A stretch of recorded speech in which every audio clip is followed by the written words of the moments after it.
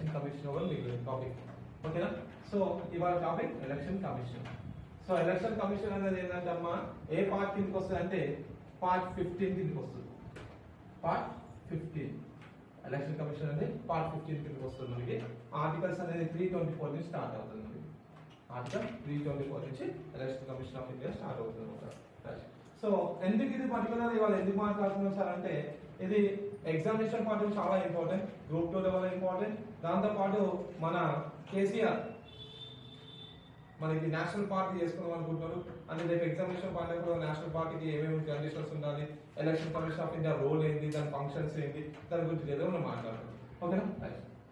So election commission అనేది ఏ part కిందకి వస్తుంది అంటే పార్ట్ 15 కిందకి వస్తుంది ఓకేనా. సో ఎలక్షన్ కమిషన్, సో ఈ ఎలక్షన్ కమిషన్ అనేది ఏంటమ్మా అంటే ఇది ఒక independent body sir. Election commission is a independent body. ఇది independent body. It is a independent body. Independent body okay. అంటే ఇండిపెండెంట్ బాడీ అనొచ్చు, దానికి ఇంకో పేరు ఉంది అన్నమాట. ఇండిపెండెంట్ బాడీ అంటే or it is also known as okay constitutional body. Constitutional body, independent body, constitutional body అన్నమాట ఓకే. ఇది మనకి ఇప్పుడు ఆటోనోమస్ అంటాం కదా, ఆటోనోమస్ అన్నమాట. అంటే ఇది కూడా ఆటోనోమస్ కాన్స్టిట్యూషనల్ బాడీ అన్నమాట. Autonomous constitutional body. So election commission of India is a independent body, autonomous constitutional body okay. ఇది మీ అందరికి తెలిసింది. ఏం చేస్తారు సార్ అంటే ఎలక్షన్స్ కండక్ట్ చేస్తుంది ఓకే. ఈ ఫంక్షన్ ఏంది, ఆబ్జెక్టివ్ ఏంది, దీని ఆబ్జెక్టివ్ ఏందమ్మా అంటే ఇట్ కండక్ట్స్ ఎలక్షన్స్ ఓకే. అంటే ఎలక్షన్స్ కండక్ట్ చేస్తుంది, ఎలక్టోరల్ లిస్ట్ ప్రిపేర్ చేస్తుంది, ఎప్పుడు ఎలక్షన్స్ కండక్ట్ చేయాలి అంత మొత్తం చూసుకుంటారు అన్నమాట. ఎవరిని అపాయింట్ చేయాలి ఎలక్షన్ కి అదన్నీ చూసుకుంటారు. సో ఆబ్జెక్టివ్ ఏంది, టు కండక్ట్ ఎలక్షన్స్ ఓకే. అట్లనే టు ప్రిపేర్ ఎలక్టోరియల్ లిస్ట్. అంటే ఎవరు ఉన్నారు అంటే ఫర్ ఎగ్జాంపుల్ ఎలక్టోరల్ లిస్ట్ ఉంది. ఆ ఎలక్టోరల్ లిస్ట్ లో కొంతమంది పుట్టిన వాళ్ళు, కొత్త వాళ్ళు వస్తే 18 ఇయర్స్ వస్తే వాళ్ళు 18 ఇయర్స్ వాళ్ళు లిస్ట్ ప్రిపేర్ చేస్తుంది, చనిపోయిన వాళ్ళు డిలీట్ చేసేస్తుంది. అంత ఊరు చూసుకుంటాం అంటే ఈ సబ్జెక్ట్ అందరికి ఎలక్షన్స్ అంటే ప్రిపేర్ ద ఎలక్టోరియల్ లిస్ట్ అనమాట. రైట్. ఇప్పుడు యాక్చువల్లీ ఇది ఎప్పుడు పుట్టింది, ఎలక్షన్ కమిషన్ ఎప్పుడు పుట్టింది? సో ఎలక్షన్ కమిషన్ అనేది మనకి ఎప్పుడు వచ్చిందమ్మా అంటే ఎలక్షన్ కమిషన్ ఈసీ అని రాస్తాను. ఎలక్షన్ కమిషన్ ఎప్పుడు వచ్చిందమ్మా అంటే ఇది 25th Jan 1950 లో ఎస్టాబ్లిష్ అయింది. So election commission of India was established in the year 25th Jan 1950. So 25th Jan 1950 అంటే మనకి election commission of India establish అని గుర్తుపెట్టుకోవాలి ఓకేనా. అయితే ఇంకో పాయింట్ ఏం సార్ అంటే ఇది 25th January 1950 లో ఎస్టాబ్లిష్ అయింది. కానీ మనము ఇది 1950 అంటే 60 ఇయర్స్ ఎప్పుడు అవుతుంది, 2010 లో 60 ఇయర్స్ అవుతుంది. 2010 లో 60 ఇయర్స్ అది అంటే 2010 కి 60 ఇయర్స్ చేసుకుంది కదా. అది ఆ 60 ఇయర్స్ చేసుకుంది ఎందుకంటే గోల్డెన్ జూబ్లీ సెలబ్రేషన్ చేసుకుంది. Golden jubilee. So golden jubilee celebration చేసుకోగానే ఏం చేసిందంటే ఇది 60 ఇయర్స్ అయిందని చెప్పేసి 2011 లో 25th Jan ని మనం ఏం చేస్తున్నాం అంటే 25th Jan ని celebrate national voters day. National voters day. So 25th Jan ని సెలబ్రేట్ నేషనల్ ఓటర్స్ డే ఓకేనా. రైట్. ఇది ఏ ఇయర్ ఎస్టాబ్లిష్ అయింది, 1950. అందుకే 1950 ఇస్ టోల్ ఫ్రీ నంబర్ అన్నమాట. మనకి ఏమైనా చేయాలనుకున్నా, ఎంక్వైరీ చేసుకోవాలనుకున్నా toll free number election commission toll free number 1950. ఇలా మనం గుర్తుపెట్టుకోవాలి. సో ఎలక్షన్ కమిషన్ అంటే పార్ట్ 15 లోకి వస్తుంది. ఆర్టికల్ 324 ని స్టార్ట్ అవుతుంది. ఎలక్షన్ కమిషన్ ఇండిపెండెంట్ బాడీ, ఇది ఆటోనమస్ బాడీ ఓకే. ఆబ్జెక్ట్ ఏంటి, to conduct elections, to prepare electoral list అన్నమాట. అంటే 25th January 1950 అనేది ఇది ఎస్టాబ్లిష్డ్ ఇయర్. కానీ 60 ఇయర్స్ ఎప్పుడైంది, 2010 లో అయింది. అయిన తర్వాత 2011 నుంచి ఏం చేస్తున్నాం, 25th January celebrate national voters day. అంటే గోల్డెన్ జూబ్లీ చేసుకొని ప్లాన్ చేస్తున్నాం ఓకే. 25th January మనం celebrating as national voters day అని చెప్తున్నాం. National voters day. ఇప్పుడు ఇది యాక్చువల్ ఎలక్షన్ కమిషన్ ఎప్పుడు ఎస్టాబ్లిష్ అంటే 1950. సో 1950 గుర్తుగా మనకి ఏమొస్తుంది, ఎలక్షన్ కమిషన్ ఎస్టాబ్లిష్ అయింది ఓకే.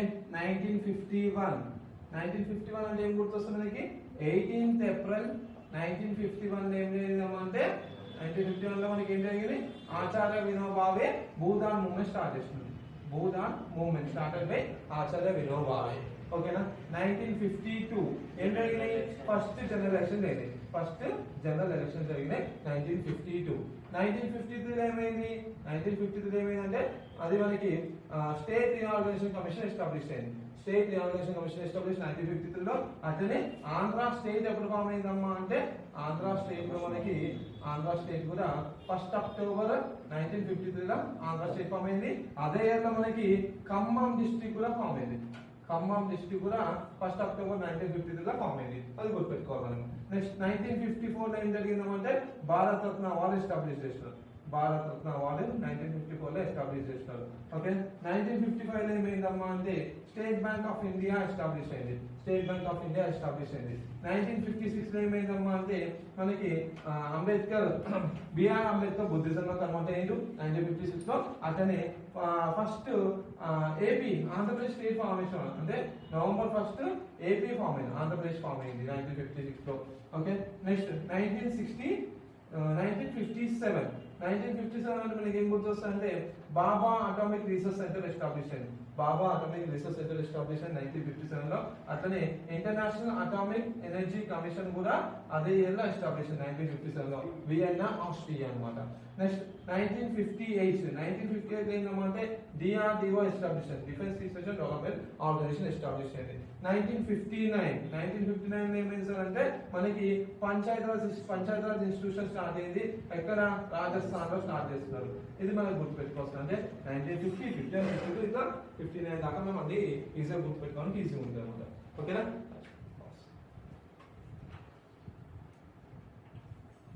22 జనవరి 1950 ఇప్పుడు ఎలక్షన్ కమిషన్ కి ఒక హెడ్ ఉంటారు ఓకే ఎలక్షన్ కమిషన్ కి హెడ్ ఉంటారు వాళ్ళని ఏమంటామంటే చీఫ్ ఎలక్షన్ కమిషనర్ అంటాం చీఫ్ ఎలక్షన్ కమిషనర్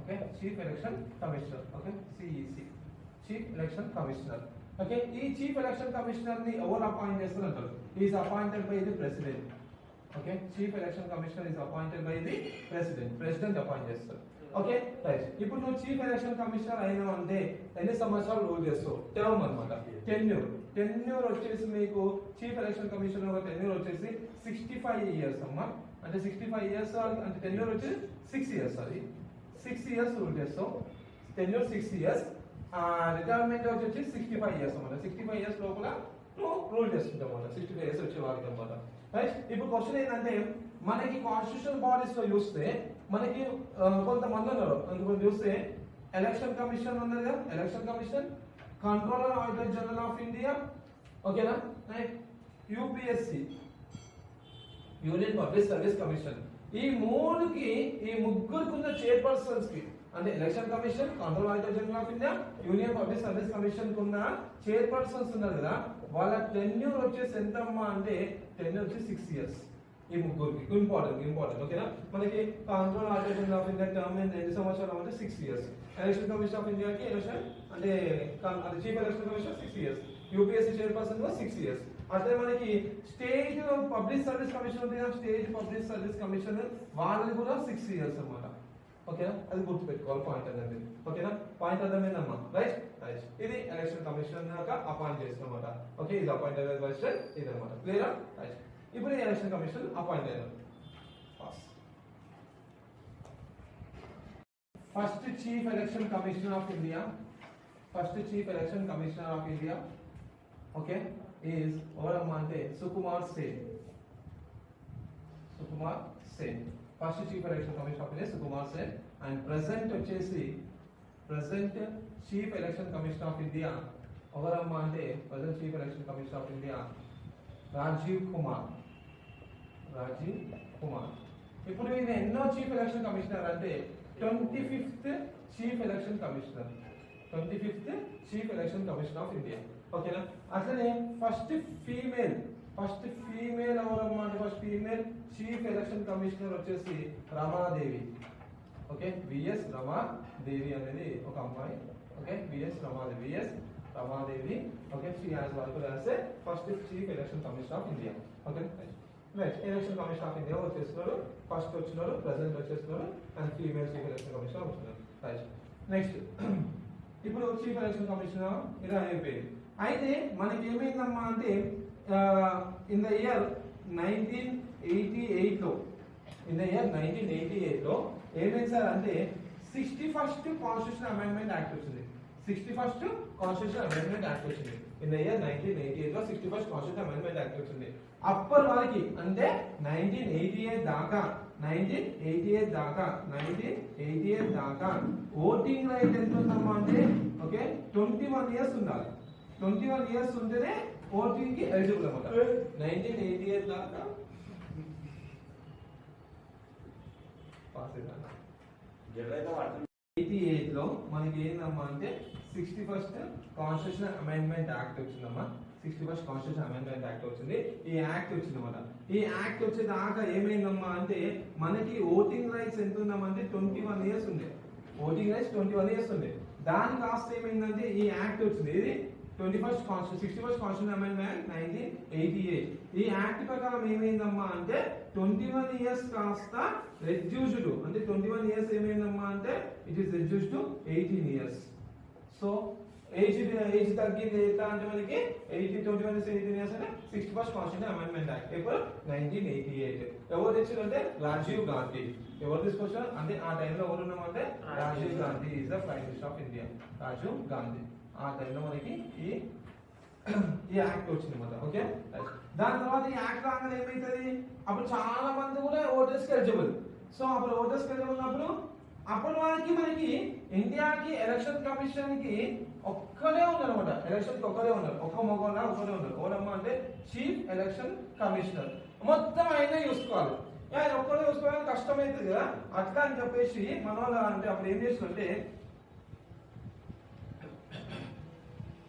1999 లో ఈ చీఫ్ ఎలక్షన్ కమిషనర్ ఉన్నారు కదా, ఆయనతో పాటు ఇంకిద్దరిని అపాయింట్ చేసినారు ఎలక్షన్ కమిషనర్స్.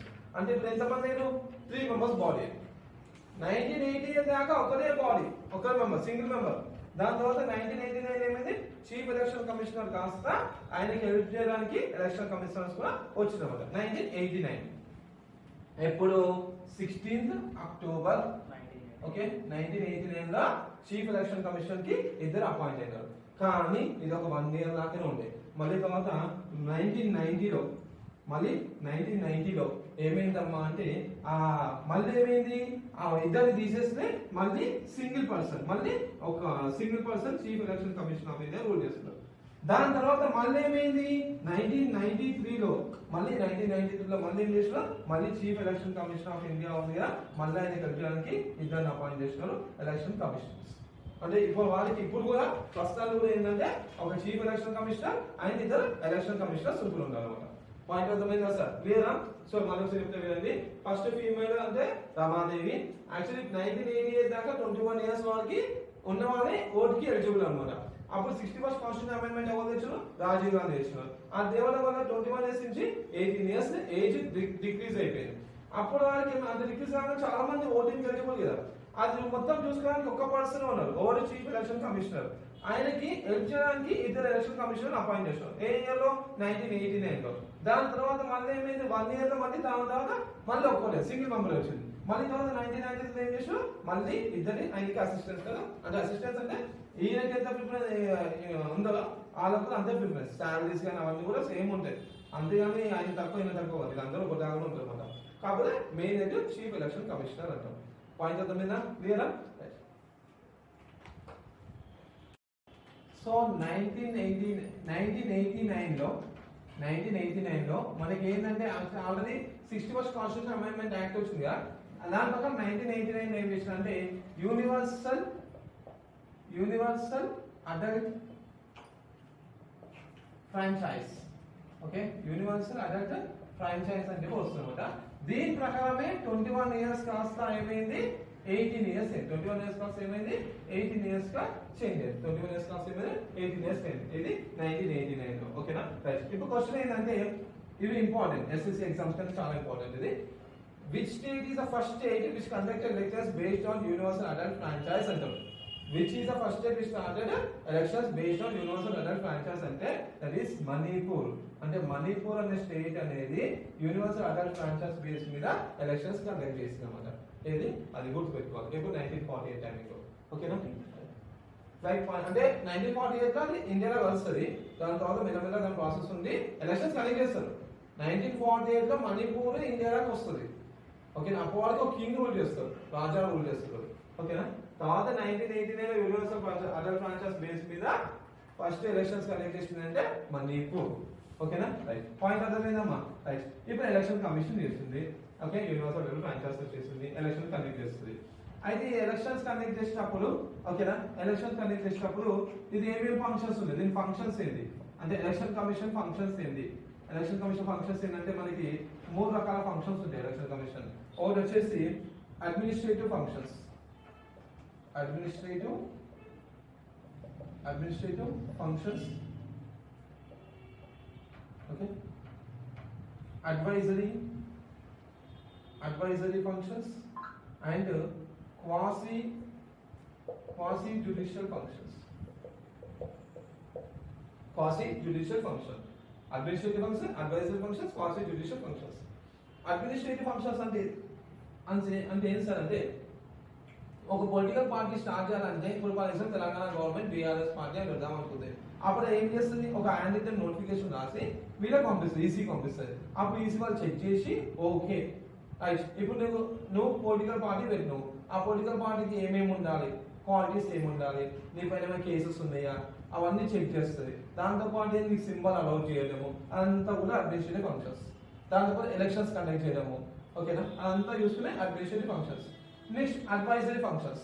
అడ్వైజరీ ఫంక్షన్స్ అంటే ఏందమ్మా అంటే ఫర్ ఎగ్జాంపుల్ ఒక సిచ్యువేషన్ వస్తుంది, కొంతమంది ఒక ఏదైనా డిస్క్వాలిఫైడ్ పర్సన్స్ ఉన్నారు అంటే ఎలక్షన్ లో నోటిఫికేషన్ ఇచ్చినప్పుడు ఎలక్షన్ నోటిఫికేషన్ ఇవ్వడము, ఇచ్చిన తర్వాత నామినేషన్స్ తీసుకున్న తర్వాత పోలింగ్ కండక్ట్ చేయడము, పోలింగ్ కండక్ట్ చేసినాక రిజల్ట్స్ డిక్లేర్ చేయడం అంతా కూడా ఎలక్షన్ కమిషన్ యొక్క అడ్మినిస్ట్రేటివ్ ఫంక్షన్స్. ఇప్పుడు దాంట్లో కొంతమంది ఎలక్షన్ కమిషన్ కి అప్లికేషన్ పెట్టుకుని నేను కూడా ఎలక్షన్స్ కండక్ట్ చేస్తాను, అప్పుడు ఆ పర్సన్ అనేటోడు నాట్ ఎలిజిబుల్ అన్నమాట. అంటే నాట్ ఎలిజిబుల్ అంటే మనకి కండిషన్స్ ఏంటంటే ఇండియాలో ఎడ్యుకేషన్ సిస్టమ్ అనేది లేదు ఎలక్షన్ లో నుంచి వాళ్ళు కంటెస్ట్ చేయాలంటే. బట్ ఆయన పైన 2 ఇయర్స్ కి అంటే ఎక్కువ 2 ఇయర్స్ పైన ఏమైనా జైలు శిక్ష అన్న అనుభవిస్తే ఇట్లా ఈజ్ ఎలిజిబుల్ కాదనమాట. ఓకే, ఎలక్షన్ లో కంటెస్ట్ చేయడానికి ఎలిజిబుల్ కాదు, 6 ఇయర్స్ వరకు ఎలిజిబుల్ ఉండదు. అయితే అలాంటి పర్సన్ ఎలక్షన్ లో పిలిచిండు అనుకో, అప్పుడు ఆయన గురించి స్టేట్ గవర్నమెంట్ అయితే గవర్నర్ కి ఇన్ఫార్మ్ చేస్తుంది, లేకపోతే ప్రెసిడెంట్ కి అడ్వైస్ ఇస్తామట. ఓ ఈయన పలానా పర్సన్ ఇలా ఉంది, ఈయన బ్యాక్గ్రౌండ్ ఇలా ఉంది, ఈయన రిజెక్ట్ చేయండి అని చెప్పేసి అడ్వైజ్ ఇస్తామట. అంటే ఎలక్షన్ కమిషన్ ఎవరికి అడ్వైజ్ చేస్తుంది, ప్రెసిడెంట్ కి గవర్నర్ కి అడ్వైజ్ ఇస్తుంది. ఇది advisory functions. Next క్వాసి judicial functions అంటే ఏంటమ్మా అంటే ఇప్పుడు ఎలక్షన్ లో నిల్చున్నాం, ఎలక్షన్ నిల్చున్నాక లైక్ 2 పార్టీల మధ్య ఎలక్షన్ జరిగిన తర్వాత అప్పుడు అక్కడ ఎలక్షన్ లో గెలిచినారు. ఇప్పుడు ఓడిపోయిన గెలిచిన పార్టీని ఓడిపోయిన పార్టీ ఏమంటే ఈయన అంతా కూడా అంత ఇల్లీగల్ గా గెలిచినాడు, ఏదో స్కామ్ చేసిన అని చెప్పి అంటారు. అప్పుడు వాళ్ళ ఇద్దరు మధ్య గొడవలు అవుతున్నాయి కదా, ఆ గొడవలన్నీ సాల్వ్ చేసిన వాళ్ళంటే ఏసీ. అందుకే క్వాసి జ్యుడిషియల్ అంటే కోర్టు దాకా అంటే కోర్టు లాంటి పనులు కూడా చేస్తున్నాం, జ్యుడిషియల్ అంటే కోర్టు లాంటి పనులు చేస్తున్నాం. అందుకే క్వాసి జ్యుడిషియల్. రేపు అడుగుతారు పిచ్చపంగా ఫాలోయింగ్ చేశారు క్వాసి జ్యుడిషియల్ బాడీ అంటే ఎలక్షన్ కమిషన్. అర్థమైందమ్మా పాయింట్? అర్థమైందా? Administrative function, advisory function, క్వాసి judicial functions అన్ని కూడా ఏది ఎలక్షన్ కమిషన్ చేస్తున్నాం మనం. క్లియర్? పాయింట్ అర్థమైందా? ఎవరు got the point right?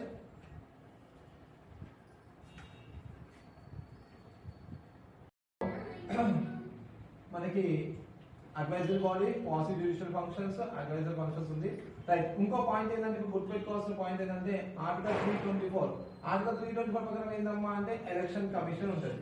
Election commission కి ఏముంటది, చీఫ్ ఎలక్షన్ కమిషనర్ ఉంటారు. ఆర్టికల్ 324 ప్రకారం ఒక ఎలక్షన్ కమిషన్ ఉంటుంది. ఎలక్షన్ కమిషన్ ఎవరు ఉంటారు, చీఫ్ ఎలక్షన్ కమిషనర్ ఉంటారు.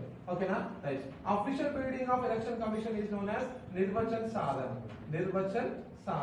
Official building of election commission is known as Nirvachan Sadan. ఇది 324. నెక్స్ట్ 325 ఏం చెప్తుందమ్మా, ఆర్టికల్ 325 ఏం చెప్తుందంటే ఎలక్టోరల్ లిస్ట్ ప్రిపేర్ చేయాలి. ఆ ఎలక్టోరల్ లిస్ట్ ఎలా ఉండాలంటే అందరి పేర్లు ఉండాలి. కానీ ఎవరిని కూడా డిస్క్రిమినేట్ చేయదు. అంటే ఈ క్యాస్ట్ వాళ్ళు వీళ్ళు ఉండొద్దు, ఈ ఏజ్ వాళ్ళు వీళ్ళు ఉండొద్దు, అలాంటి ఏజ్ కానీ క్యాస్ట్ కానీ వాళ్ళ యొక్క ఫీమేల్ సెక్స్ రిలేషన్ కానీ అలాంటిది బయస్ చేసుకొని డిస్క్రిమినేట్ అనేది ఉండకూడదు అనమాట. ఓకే, బేస్డ్ ఆన్ ఏది age, caste, okay, sex, race, okay, religion అలా బేస్ చేసుకొని ఎలక్టోరల్ లిస్ట్ ప్రిపేర్ చేయొద్దు అనమాట. అందరినీ తీసుకొని ప్రిపేర్ చేయడం అనేది ఆర్టికల్ 325.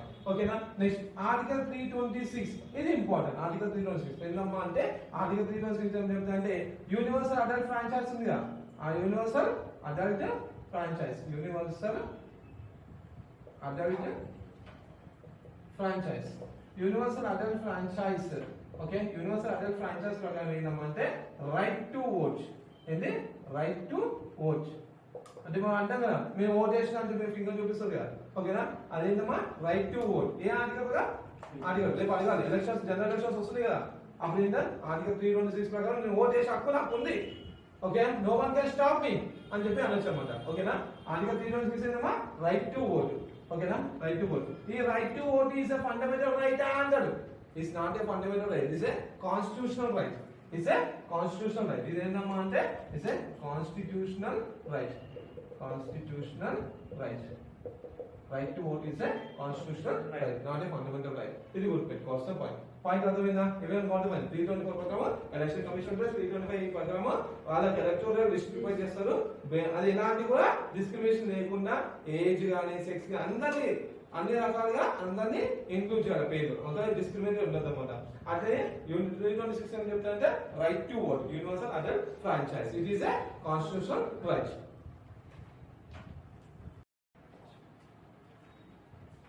సో 326 ప్రకారం రైట్ టు ఓట్ అనేది గుర్తుపెట్టుకోవాలి మీరు. రైట్ టు ఓట్ అంటే ఓకే, రైట్ టు ఓట్ 326 అని ఇస్ అ కాన్స్టిట్యూషనల్ రైట్. ఇప్పుడు ఎలక్షన్ కమిషన్ ఏం చేస్తారంటే ఎలక్షన్స్ కండక్ట్ చేస్తారు. Election commission conduct elections.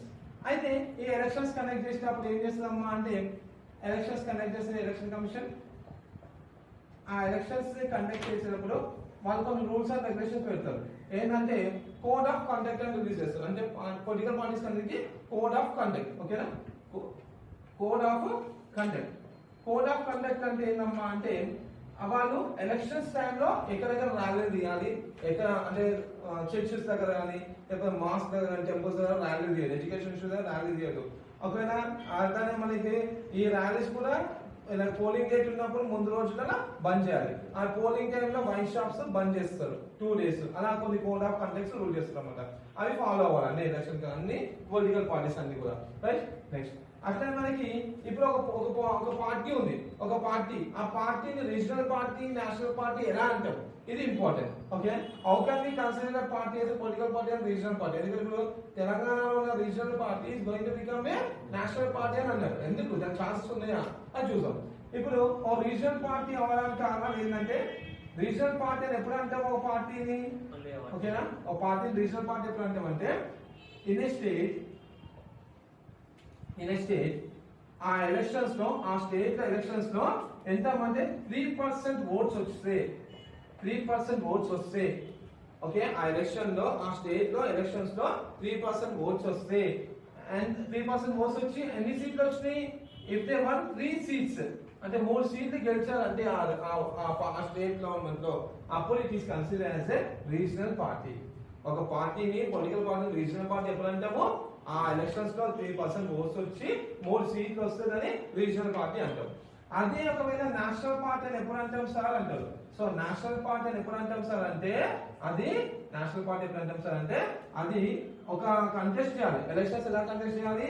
4 are more states, 4 కన్నా లేకపోతే 4 కంటే ఎక్కువ స్టేట్స్ లో ఎలక్షన్స్ లో నిల్చోవాలి.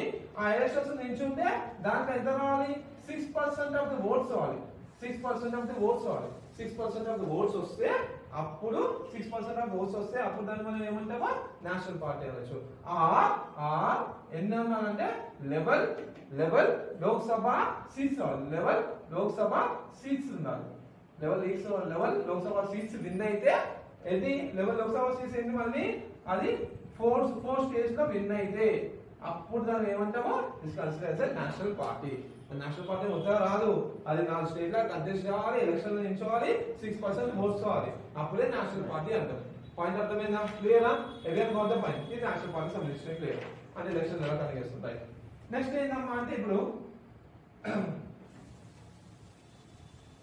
అయితే ఈ ఎలక్షన్స్ లో మనం వెళ్ళేటప్పుడు మనకి గుర్తుపెట్టుకోవాల్సింది ఏంటంటే election commissioners first election commissioner అంటే విఎస్ సుకుమార్ సేన్, ప్రెసిడెంట్ రాజీవ్ కుమార్. వీళ్ళందరికంటే ఒక ఎలక్షన్ కమిషనర్ చాలా పేరు ప్రత్యేకతలు పెంచుకున్నారు అనమాట.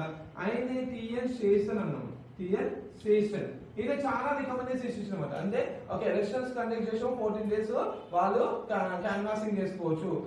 క్యాన్వాసింగ్ ఎంత చేయాలి? పొద్దున స్టార్ట్ చేసి ఈవినింగ్ మళ్ళీ టైం లో క్లోజ్ చేయాలి. అది కూడా హాస్పిటల్స్ చేయదు.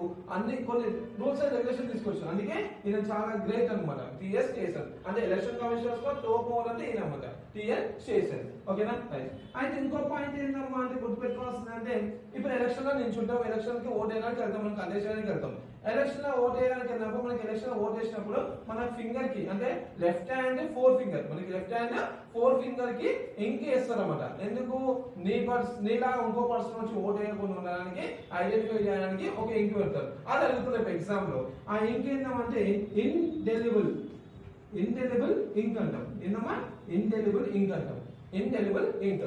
ఇప్పుడు ఇండెలిబుల్ ఇంక్ అనేది ఎక్కడ చూస్తారో లెఫ్ట్ హ్యాండ్ 4 ఫింగర్ కి పెడతారు. ఓకే, అది ఇండెలిబుల్ ఇంక్. ఇప్పుడు ఇండెలిబుల్ ఇంక్ అనేది మన ఇండియాలో మైసూర్ స్టేట్ లో తయారవుతుంది. మైసూర్ స్టేట్ వాళ్ళు తయారు చేస్తుంది ఇండెలిబుల్ ఇంక్. ఇండియా మొత్తంలో అది తయారు చేస్తుంది, వేరే స్టేట్స్ లో పంపిస్తుంది indelible ink. Mysore varnish company వాళ్ళు చేస్తున్నమాట. అయితే క్వశ్చన్ ఏంటంటే ద కెమికల్ ఎగ్జామ్ వచ్చిన ఛాన్స్ వచ్చే క్వశ్చన్ ఇది. The chemical used in indelible ink అంటారు. The chemical used in indelible ink. The chemical indelible ink ఏంటంటే సిల్వర్ నైట్రేట్.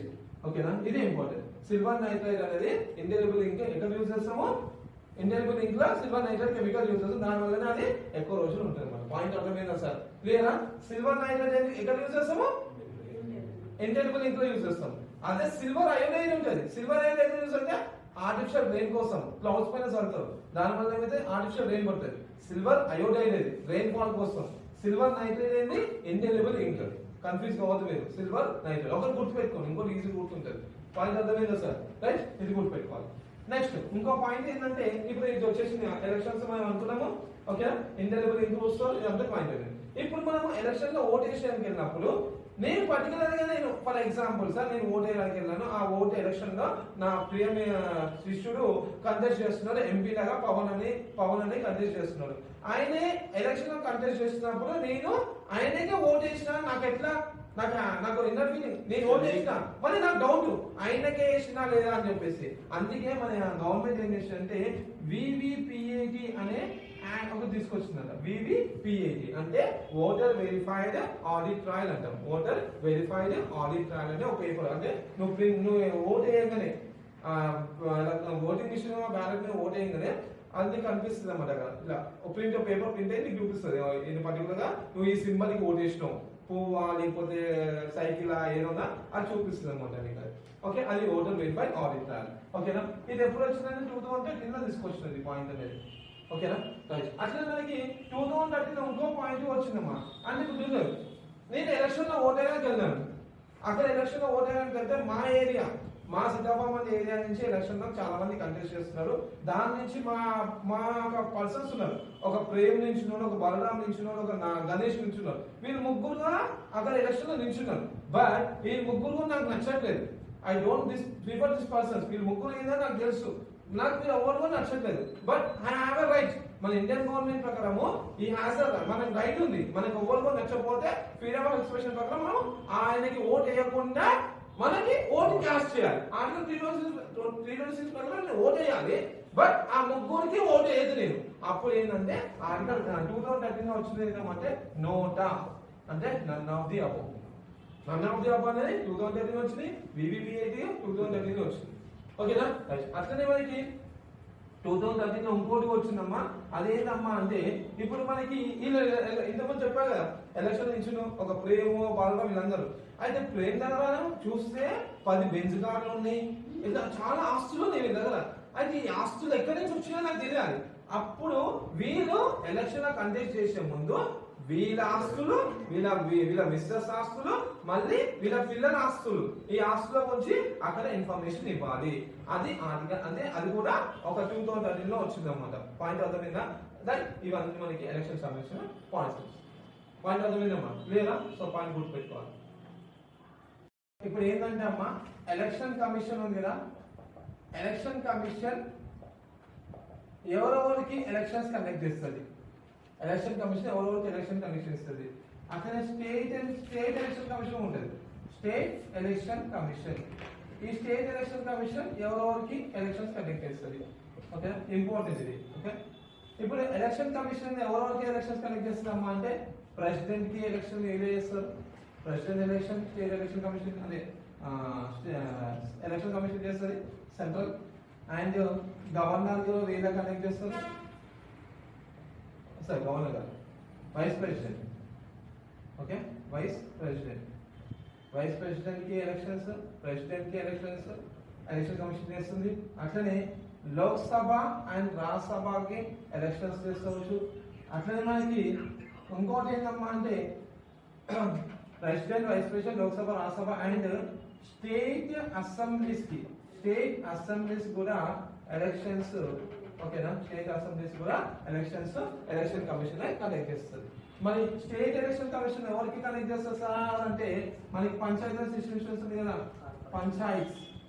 ఓకే, పంచాయత్స్ అట్లనే మున్సిపాలిటీస్, పంచాయత్స్ అండ్ మున్సిపాలిటీస్ కి ఎలక్షన్స్ స్టేట్ ఎలక్షన్ కమిషన్ చేస్తుంది అన్నమాట.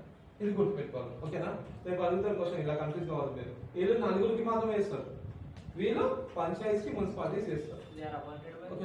ఓకేనా, state election commission chairperson is appointed by the governor.